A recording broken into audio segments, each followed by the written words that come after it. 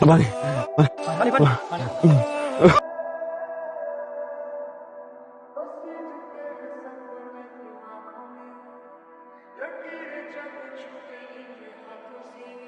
তুই এখানে আসছিস কেন? শীতল, আমার খুব কষ্ট হচ্ছে বুঝছিস, আমার দম নিতে পারতেছি না। বুকে কয়েকদিন ধরে অনেক ব্যথা করতেছে আর অনেক পানি খাইছে আজকে, অনেক পানি। আমার না তারপর বাবা তৃষ্ণা পাচ্ছে, আমার কেন যেন মানে আরামটা কাজ করতেছে না, একটু নিঃশ্বাস নিতে। আমার কি কষ্ট হইতেছে না? তখন কত করে বলছি তোকে চল পালায় যাই পালায় যাই পালায় যাই, তুই তোর কথাই শুনলি না। আমি বুঝি নাই পরিস্থিতি এরকম হয়ে যাবে, এটা কখনো বুঝতে পারি নাই। শীতল, তোকে ছাড়া আমার পৃথিবীটা যত ছোট, আমি আগে বুঝি নাই বুঝছিস। আমি চাই না চল আমরা দুজন আজকে বিয়ে করবো। আমার অলরেডি বিয়ে হয়ে গেছে, আমি এখন অন্য আরেকজনের ওয়াইফ। কবুল বলার সঙ্গে সঙ্গে তোর সাথে আমার সব সম্পর্ক শেষ, আর নাই আমি তোর লাইফে। বললেই হলো নাকি? এত বছরের সম্পর্ক না, কতগুলো বছর একসাথে কাটাইছি না। একটা লোক কবুল বলছে, তুই কবুল বলছিস, এত বছর সম্পর্ক শেষ হয়ে গেছে। এটাই নিয়ম, এটাই বাস্তব, এটাই সমাজের নিয়ম। আমি তোর অনেক ভালোবাসি বুঝছিস, এটাই বাস্তবতা। কবুল এই মুহূর্তে আমার কাছে পৃথিবীর সবচেয়ে শক্তিশালী একটা শব্দ, যেখানে মৃত্যু দুইটা মানুষকে আলাদা করতে পারে না।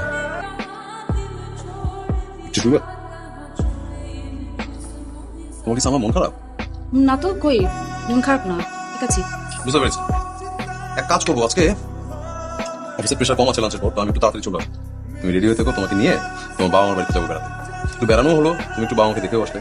আজকে আসলে বের হতে ইচ্ছে করছে না, বাসায় থাকি, ঠিক হয়ে যাবে। আমি তো লড়ছি আপনি তো কিছুই খেলেন না। না, খেয়েছি তো, আসলে 10:30 আমার ইম্পর্টেন্ট মিটিং আছে, অ্যাটেন্ড করতে হবে। যাই হ্যাঁ, আচ্ছা সাথে যাবেন? অবশ্যই। আমার কোনো ছবি না তুই। কেন? হ্যাঁ, গত 7 দিনে আমি তোকে 675 বার আই লাভ ইউ বলছি, লিখছি। তুই কতবার বলছিস, কতবার রিপ্লাই দিছিস? 675 বার, কত লক্ষ লক্ষ কোটি কোটি বার, না 600 বার, না 100 বার। একবারও না। Shit, sorry. বারবার কপালে শুনছি। লাঞ্চ করেছো? না, এই কাজটা শেষ করে খাবো। কি বলছো, এখনো লাঞ্চ করোনি? এই রুম গোছাচ্ছিলাম, বললাম না রুমটা গুছিয়ে খাবো। আচ্ছা, সন্ধ্যার মধ্যে একটু তৈরি হয়ে যাবো, আমি অফিস থেকে ফিরে তোমাকে নিয়ে একটু বের হবো, বাইরে ডিনার করবো। ওকে।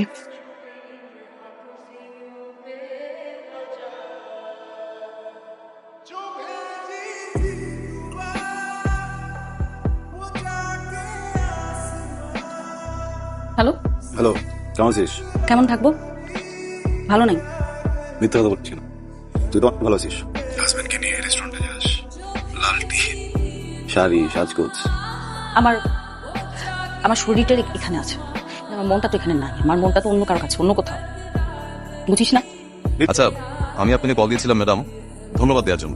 আচ্ছা আচ্ছা, বিষয়টা কি বলেন না কেন? আমার অফিসে এক জুনিয়র বেশি দিন হয়নি, কিছু আগে বিয়ে করেছে। ওর ওয়াইফ একটু আগে ওর জন্য লাঞ্চ নিয়ে এসেছে, আর ছেলেটা এত বেয়াদব, টিং টিং করতে করতে আমার সামনে লাঞ্চ বক্সটা নিয়ে হাসতে হাসতে চলে গেল। ও তো ইচ্ছে করে আমার বউ আমার জন্য এরকম খাবার নিয়ে আসো। আচ্ছা, আমি তোমাকে স্পর্শ দিচ্ছি। আচ্ছা, ডিএপি বললেই হয় যে লাঞ্চ নিয়ে আসবেন আমার জন্য। আরে তুই এখানে কেমন আছিস তুই? চল।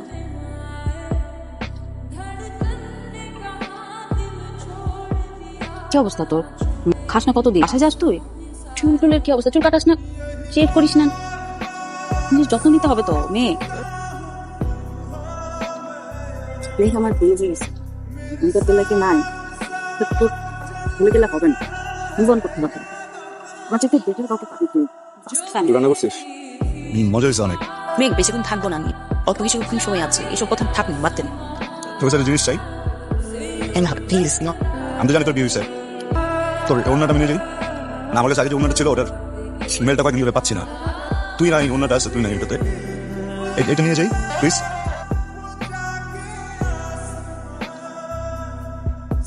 হাতটা ধুয়ে নে।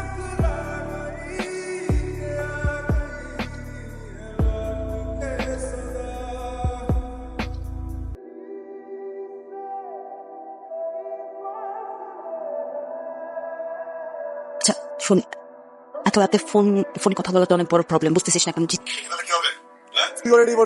আমার কাছে আসবে বুঝছিস না?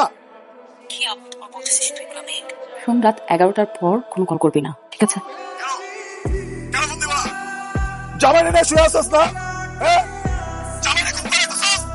মেঘ, আমি ফোনটা রাখছি। মেঘ, সামা আমাকে ভালোবাসো না, তাই না? আমি তোমাকে শুধু আমাকে স্পর্শ করবার জন্য, তোমার সাথে ফিজিক্যাল হওয়ার জন্য আমি তোমাকে বিয়েটা করিনি। একটা মেন্টাল অ্যাটাচমেন্ট তৈরি করে আমি তোমার সাথে ফিজিক্যাল হতে চেয়েছি। আমি তোমাকে ভয়ঙ্কর লেভেলে ভালোবাসি। এরকম কিছু না, মানে দেখো আমার কথা একটু সমস্যা তো প্লিজ। সকাল থেকে সন্ধ্যা পর্যন্ত এত প্রেশারে থাকি কাজ করবে অফিসে, আমার একটু ব্রিদিং স্পেস শুধুমাত্র তুমি। আমারটা আমি কি করবো বলো? আমি চলে যাবো? ভালোবাসার মানুষকে শেষবার মতো একটু আদর করতে পারলাম না। আমি অ্যাটলিস্ট আমি তোমার সাথে- অ্যালার্মটা দেই ফোনের একটা কাজ। থাকুক না ফোনের আলামটা, ফোনের আলামটা থাকুক, তুমি আমার কথা শোনো প্লিজ।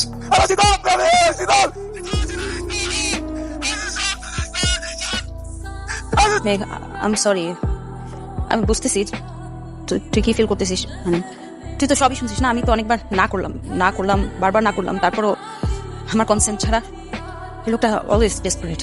তো সমস্যাটা কি বল? হ্যাঁ, সমস্যা কি? আমি স্বামী সংসার না করে আমি তোর সাথে সাথে ঘুরি?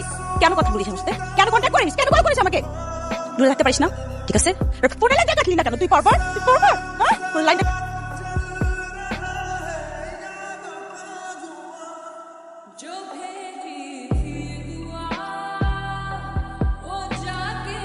আমি আর পারছি না, সংসার নামক পুতুল খেলায় আমি পরাজিত।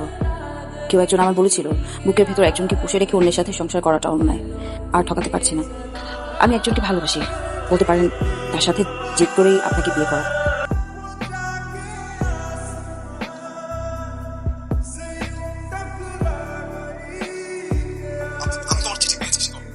আমি তোমাকে কলও করতে চেয়েছিলাম, কি বলবো তুমি ধরবে কিনা এইসব ভেবে। আর তুমি কোথায়?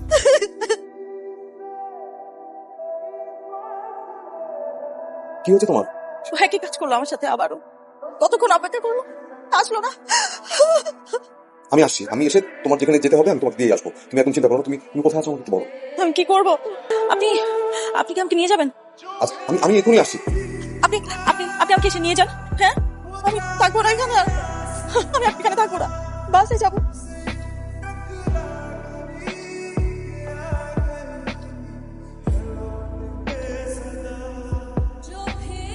শীতল, কি হয়েছে? আরে কাঁদছো কেন তুমি?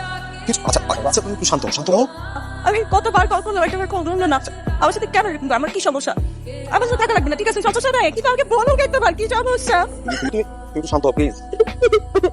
এ ধরনের মানুষ কখনো ঠিক হয় না, শিখো। ও আর কখনো আসবে না, কখন না।